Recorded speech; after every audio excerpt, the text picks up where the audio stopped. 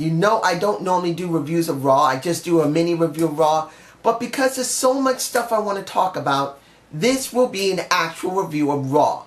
Instead of just a mini review where I talk about 3 things. Here I may talk about 5 or 6 things. And I'm not going to talk about absolutely everything about Raw. Don't expect it because you're not going to get it. But under this situation, I had to talk about more than just 3 things I normally limit myself to. First thing I'm going to talk about, that I don't really talk much about, is what's going on with Titus ONeil. How he has been sponsoring himself as a Titus brand. Now, I really wasn't interested in Titus brand when it came to the New Day. I wasn't interested in Titus brand when it came to just Apollo Crews, even though it looked like it was beginning to get somewhere. Now, Akira Ozawa is involved in this. And they're focusing with Titus ONeil on 205 Live. Now, I think because of what's been going on with 205 Live, where it really isn't getting that much interest due to the fact of the most horrible spot the WWE has put it in just after SmackDown, which is the most ridiculous thing you could do. Here, it actually helps that show. I don't want to still see 205 Live because I normally do my SmackDown reviews after SmackDown Live. I'm not going to be watching 205 Live normally.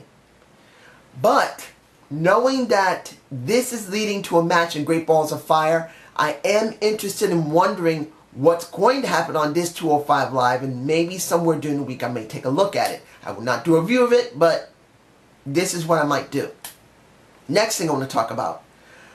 Gold Dust. The lead up to that fake match and the beatdown of R-Truth. I was angry because I thought they're going to end this right now. I thought the best option was at the pay-per-view. In fact, I thought the best true option would to drag this out all the way to SummerSlam. Yes, because both these guys are very good talkers. You could have fights in between the time going into this pay-per-view and then the next pay-per-view, which would be basically SummerSlam. I know a lot of people would think that's stupid, but let's be honest here. How many good storylines does the WWE for Raw have right now? They don't. Raw has very few storylines and they're not very interesting. And when I look at this story of R-Truth dealing with Goldust, it's actually one of the most compelling stories I've seen in a while. It's not the best, but is compelling. So seeing that R-Truth got himself hammered by Goldust leads into Great Balls of Fire. Now, of course, I'm sure they're going to have a real match there. And I'd rather not see it because, like I said, drag this all the way into SummerSlam and you could actually get a real payout. But seeing that they're willing to go to the pay-per-view with this because they have to, I'm glad to see. Endzone Cash. I didn't expect this to end well, and it didn't. Enzo basically got his ass handed to him. Now, mind you, the promo they did, the in-between they did back and forth wasn't bad. Enzo was Enzo. He did a pretty good job. Now, I know the Slug Daddy is not happy about seeing these two break up, but I'm seeing it in disrespect, ladies and gentlemen. I know Endzone Cash are very charismatic. They're a lot of fun to be around. But what is the WWE doing with them? Absolutely nothing. They should have gotten the titles at WrestleMania, but the Hardys got them. And don't get me started with the Hardys, where now they're working with Finn Balor versus Sheamus, Cesaro, and Elijah Sampson. That's bullcrap. Why is the Hardys working in such a stupid situation? And I'm not even talking about Finn. Finn is not even I told you. Finn has gone from here, and he's now where the jobbers are. I told you. Finn is nothing. Not because he's not a good talent. It's because he was rushed, and they have no idea what to do with him. Taking away from that, seeing that Endzone Cash were not allowed to get the titles. They were not allowed to do anything to go up against Sheamus, to go up against Cesaro. They just basically been an afterthought. This is what they came up with. Am I 100% happy with it? Of course not. I'd rather see Endzone Cash having fun together. But if you're gonna go there, do it right. Put Enzo in a place where he is just shattered. Now his promo's really good. It makes perfect sense for him to be acting like that. For Kaz, he acted just like a good heel supposed to. Lie to the face and then knock his head off.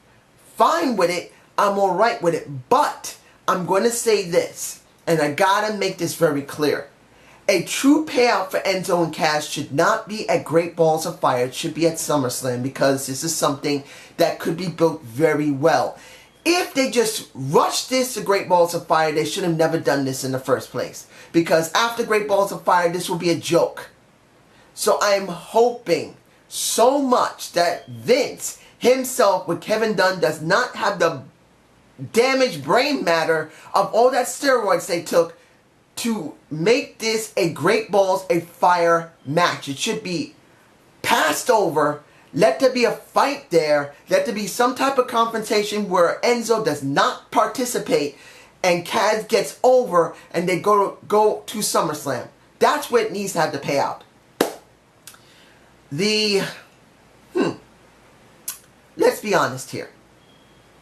I didn't expect a coquina clutch on Brock Lesnar. I expect Brock Lesnar to kick Samoa Joe's ass.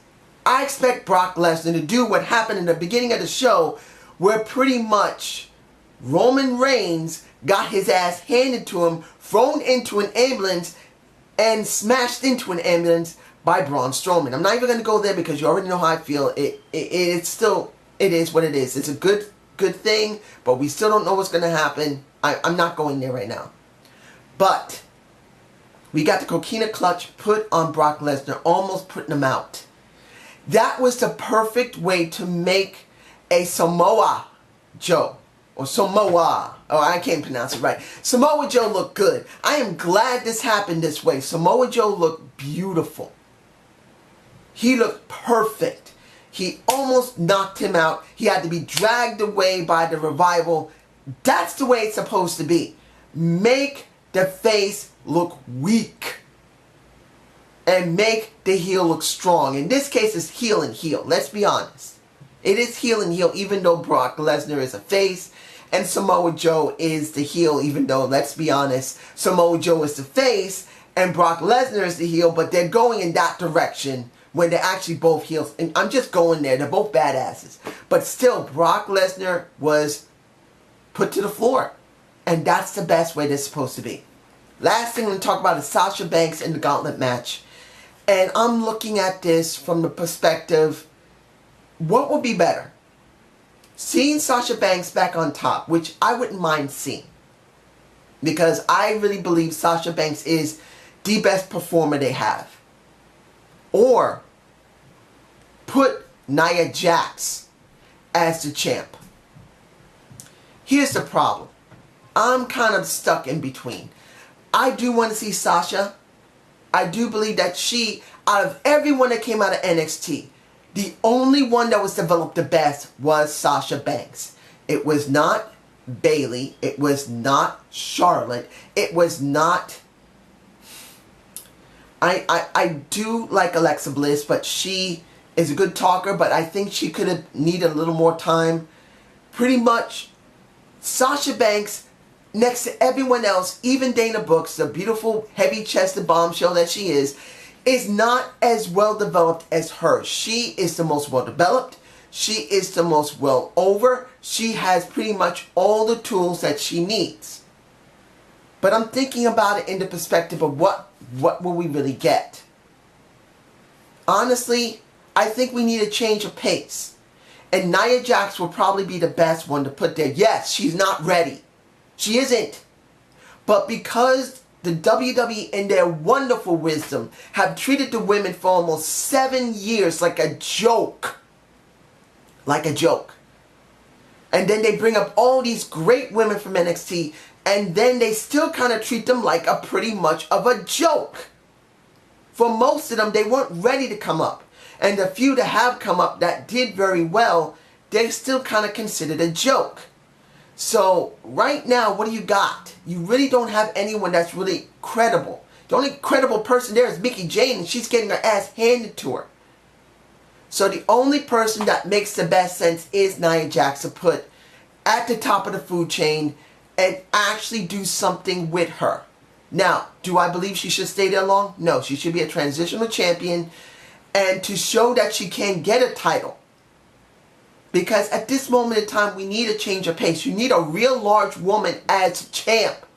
Because we've seen everyone else get this title who's not really that well developed, who's more eye candy with tits and ass than anything else, who really can't talk very well, or in Sasha Banks' position, who actually was very well developed, who is also high candy, who is also one of the best wrestlers they have. They basically put her here, then they dropped her ass and made her into a joke.